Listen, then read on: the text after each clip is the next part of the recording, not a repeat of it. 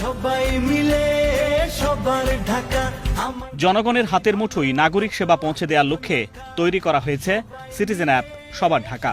এই অ্যাপের মাধ্যমে মোবাইলে ছবি তুলে জিপিএস লোকেশনের তথ্যসহ সরাসরি মতামত ও অভিযোগ জানাতে পারবেন উত্তর সিটির নাগরিকরা, যেখানে তুলে ধরা যাবে এলাকার সড়ক বাতি, রাস্তা, আবর্জনা, জলাবদ্ধতা, অবৈধ স্থাপনা এবং মশা সমস্যা সহ মোট 8টি অভিযোগ। এছাড়া অনলাইনে মিলবে ডিএনসিসির বিভিন্ন পরিষেবাও। আমাকে জনগণকে প্রত্যেকটি কাজের যখন জবাবদিহিতা করতে হবে, ঠিক সেরকম ভাবে প্রত্যেকটি কাউন্সিলরকেও কিন্তু জনগণের কাছে জবাবদিহিতা করতে হবে। তারই জন্য আজকের এই অ্যাপসের বন্দোবস্ত করেছি আমরা। ঠিক সেরকম ভাবে আমাদের সিটি কর্পোরেশনে যেই অফিসাররাই আসবে না কেন, তাদেরকেও জবাবদিহিতা করতে হবে নগরের প্রত্যেকের সামনে। তাই আমি মেসেজ দিতে চাই, ঢাকা উত্তর সিটি কর্পোরেশনের যারা অবৈধভাবে খালের 2 পার দখল করেছেন, অবৈধভাবে যারা রাস্তা দখল করেছেন, নিজেরা চলে যান, নালে ওই অবৈধর জন্য কোনো আমি বৈধ চিঠি আপনাদের কাছে পাঠাবো না। যারা অবৈধ তারা অবৈধই, এই অবৈধ উচ্ছেদ করব ইনশাল্লাহ, এবং একটি সুন্দর নগর করব। অ্যাপসটির উদ্বোধনী অনুষ্ঠানে আইসিটি প্রতিমন্ত্রী জানান, গ্রিন, ক্লিন, সেফ ও স্মার্ট সিটি গড়ে তুলতে ডিএনসিসির সব সিসিটিভি ক্যামেরায় যুক্ত করা হবে ফেস রিকগনিশন প্রযুক্তি। এর মাধ্যমে আইনের আওতায় আসবে মাদক ব্যবসায়ী, জঙ্গি ও সন্ত্রাসীরা। সবার ঢাকা এটি একটি অনন্য সাধারণ অ্যাপ্লিকেশন, এটি একটি ডাইনামিক অ্যাপ্লিকেশন, যেই অ্যাপ্লিকেশনের মাধ্যমে যদি কোথাও কোনো রাস্তায় আপনারা মেরামতের প্রয়োজন হয়, কোনো সড়ক বাতি যদি বন্ধ থাকে, অথবা কোথাও যদি ময়লা ঠিক মাপে গ্রহণ না করে অথবা সংগ্রহ না করে, কিংবা কোথাও যদি মশার উপদ্রব বেশি হয়, এই ধরনের যে কোনো নাগরিক সমস্যার কথা আপনি ছবি তুলে কিংবা আপনার সমস্যার কথা ট্যাগ করে আপনি কিন্তু আপলোড করতে পারবেন, সিটি কর্পোরেশনকে পাঠাতে পারবেন। পাঠালে কি হবে, যেই এলাকার সমস্যাটা আপনি ছবি তুলে পাঠালেন, যেখান থেকে ছবি তুলে পাঠালেন, সেটা কিন্তু গুগল ম্যাপে লোকেশন ট্র্যাক করে একেবারে পিন পয়েন্ট করে ওইখানে গিয়ে সমস্যার সমাধানের জন্য সিটি কর্পোরেশনের কর্মকর্তারা হাজির হয়ে যান।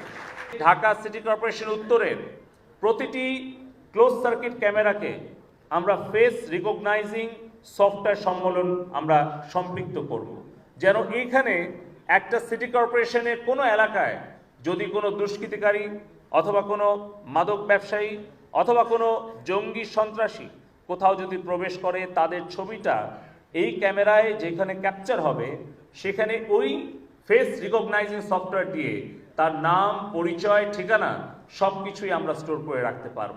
ভবিষ্যতে ওই এলাকায় যদি কোনো তালিকাভুক্ত সন্ত্রাসী পুলিশের ক্রিমিনাল ডেটাবেজে যার নাম আছে, সে প্রবেশ করলেই আমাদের সিটি কর্পোরেশনের কন্ট্রোল রুমে অ্যালার্ম হবে, এবং পাশাপাশি পুলিশের ডেটাবেজের সাথেও আমরা একটা ইন্টিগ্রেশনের ব্যবস্থা করে দেব। ফলে আমরা একটা green, clean, safe and smart city হিসেবে আমরা ঢাকা উত্তর সিটি কর্পোরেশনকে ইনশাল্লাহ গড়ে তুলব। বঙ্গবন্ধুর স্বদেশ প্রত্যাবর্তন দিবসে সবার ঢাকা সিটিজেন অ্যাপটির উদ্বোধন শেষে প্রধান অতিথির বক্তব্যে স্থানীয় সরকার মন্ত্রী জানান, খালগুলো দখলমুক্ত করে নগরবাসীকে পরিষ্কার, পরিচ্ছন্ন ও বাসযোগ্য আধুনিক শহর উপহার দিতে যে কোনো চ্যালেঞ্জ মোকাবেলা করা হবে। খাল, বিল, নদী, নালা অবৈধ দখল উচ্ছেদ যেমনি করবেন, এগুলাকে আরো দৃষ্টিনন্দন করে শত শত হাতের জেল ইনশাল্লাহ ঢাকা শহরে তৈরি করা হবে। ঢাকার বাইরে তুরাগে আমরা একটা নতুন সিটি করছি। আমি বিশ্বাস করি আপনারা অভিভূত হবেন যদি আমরা আমাদের সে সমস্ত ইকোলজিক্যাল সমস্ত চাহিদাগুলা পূরণ করে নতুন সিটি আমরা গঠন করতে পারি, এবং পুরানো ঢাকাকে আমরা নতুনভাবে আবার পুনর্নির্মাণ করার মাধ্যম দিয়ে ঢাকা একটি সত্যিকার অর্থে দেখার মতন শহর হবে। বিদেশে না গিয়ে বাংলাদেশে আসবেন ভ্রমণ করার জন্য।